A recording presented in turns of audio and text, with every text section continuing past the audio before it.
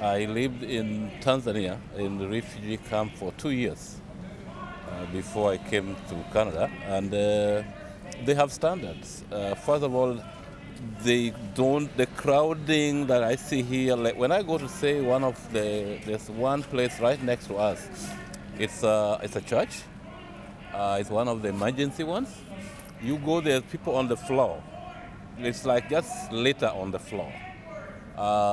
There's no heating. People are miserable. You wouldn't put refugees in that situation. It's terrible.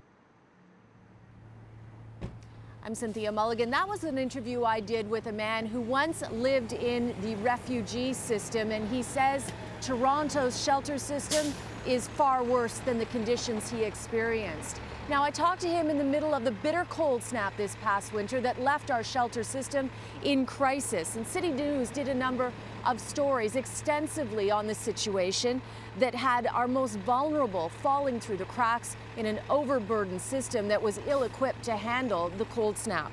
And a report by Toronto's ombudsman backed up those stories today, saying people were given outdated, inaccurate, and inconsistent information.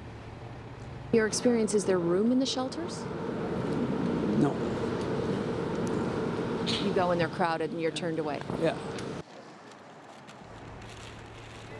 We consistently heard shelters were at overcapacity and people were even being turned away from the winter respite centers.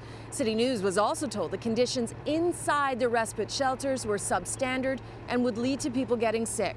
The ombudsman concluded staff indeed gave 2 people incorrect information about capacity and turned them away from the respite centers, and that it likely happened even more. The ombudsman also found unacceptable disparity in the services at the respite centers, and at one location it was only 11 to 14 degrees Celsius. Some had no showers, most were not accessible.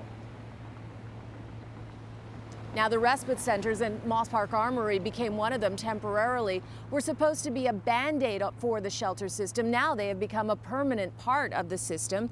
And the ombudsman, Susan Oppler, has 9 recommendations for those centers. Among them, develop a system for sharing up-to-date winter respite occupancy information so people aren't erroneously turned away. Improve collection and use for data intake and planning. And this is a really important one. Consult with people using the services and especially professionals who are on the front lines. This is what Mayor John Tory had to say about the report.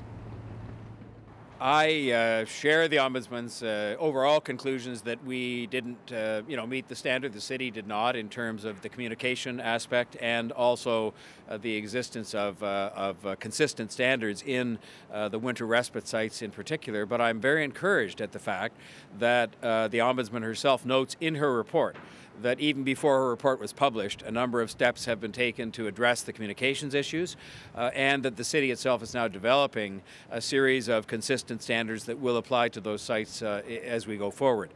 I'm also very encouraged at the fact that the staff of the city have said unreservedly and without qualification they accept every one of the recommendations made by the Ombudsman.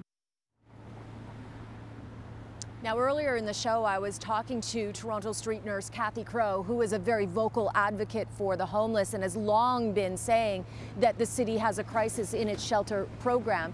And she says the main emergency the city is now facing is that as of April 15th, the respite centers are slated to close.